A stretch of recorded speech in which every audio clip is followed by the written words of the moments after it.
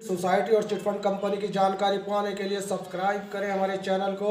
साथ के साथ हमारी बेल आइकन का बटन दबाएं ताकि हमारे द्वारा बनाई गई हर एक लेटेस्ट वीडियो पहुंचे सबसे पहले आपके पास। तो चलिए दोस्तों, चलते हैं न्यूज़ की ओर कि आज की बड़ी खबर क्या है।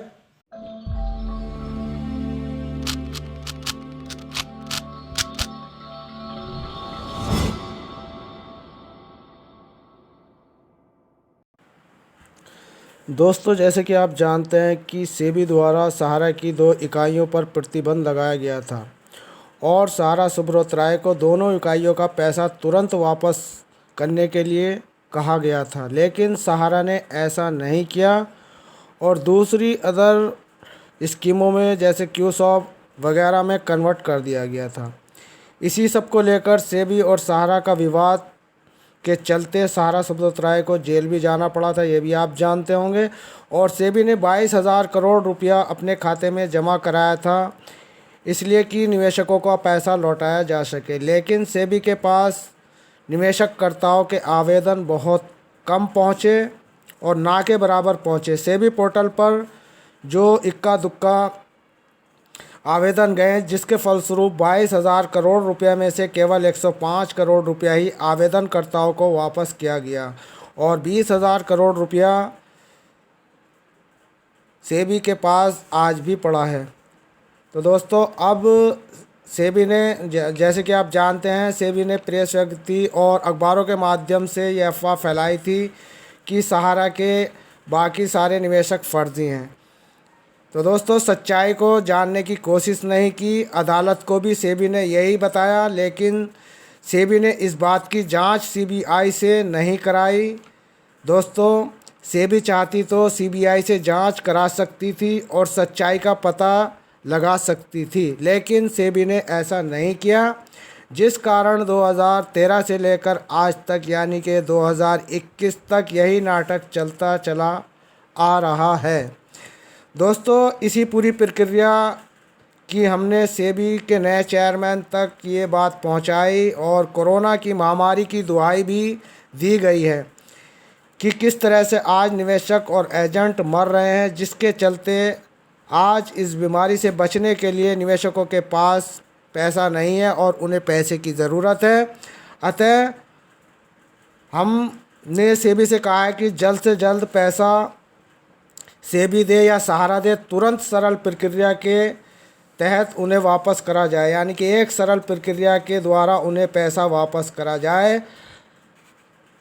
तो दोस्तों, अगर सेबी चाहे या सरकार चाहे तो निवेशकों को आज भी बचा सकती है, इस कोरोना महामारी की चपेट से बचा सकती है। उनको पैसा देकर वो अपनी इस गंभीर बीमारी से इलाज करने के लिए जो इस वक्त निवेशक और एजेंट जूझ रहे हैं, तो एक बार उनकी तरफ भी इस सरकार को देखना चाहिए। इसी को लेकर मोदी जी को भी कई बार हमने इस बात से अवगत कराया, लेकिन मोदी जी ने इस तरफ कोई संज्ञान नहीं लिया।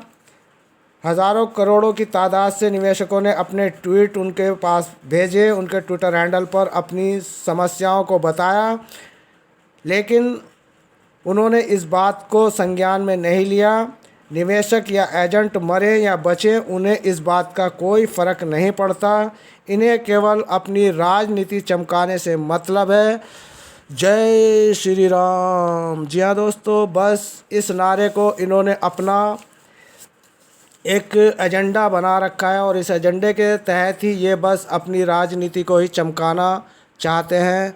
और अगर हिंदुस्तान में इंसान बचे रहे तो आपकी राजनीति चमकेगी, और इंसान ही ख़त्म हो जाएंगे तो आपका ये नारा रह जाएगा और आप बेसहारा अकेले पड़े रह जाएंगे और हर तरफ चिताएं जलती नज़र आएंगी, हर तरफ कब्रिस्तान ही कब्रिस्तान नज़र आएंगे। वहाँ पर क्या हालात होंगे आगे के, ये अभी नहीं कहा जा सकता। हालात बहुत गंभीर हैं। सरकार से हमारी निवेदन है कि सहारा के पीड़ित निवेशकों को तुरंत पैसा वापस करा जाए और एक सरल प्रक्रिया के द्वारा वापस किया जाए, ना कि ऑनलाइन की जटिल प्रक्रिया के द्वारा उनका पैसा वापस किया जाए। क्योंकि इसमें निवेश करने वाले सभी लोग रेहड़ी पटरी, झुग्गी झोपड़ी और छोटे मोटे किराना की दुकान वाले हैं। इन लोगों को ऑनलाइन प्रोसीजर के बारे में भी नहीं पता। तो दोस्तों, हमारी पूरी कोशिश है कि इस कोरोना महामारी के चलते निवेशकों को पैसा तुरंत दिलाया जाए, और इसको लेकर हमने सेबी के जो नए चेयरमैन हैं उनको भी अवगत कराया। तो दोस्तों, आज की वीडियो में बस आप लोगों के लिए यही बताना था कि हम इस वक्त जो अपनी तरफ से कोशिश कर रहे हैं वो कोशिश कब कारगर होगी और कब मोदी जी इसमें संज्ञान लेंगे। तो दोस्तों, मिलते हैं फिर किसी नेक्स्ट न्यू अपडेट के साथ। तब तक के लिए यूएस खान को दे इजाज़त। धन्यवाद। जय हिंद।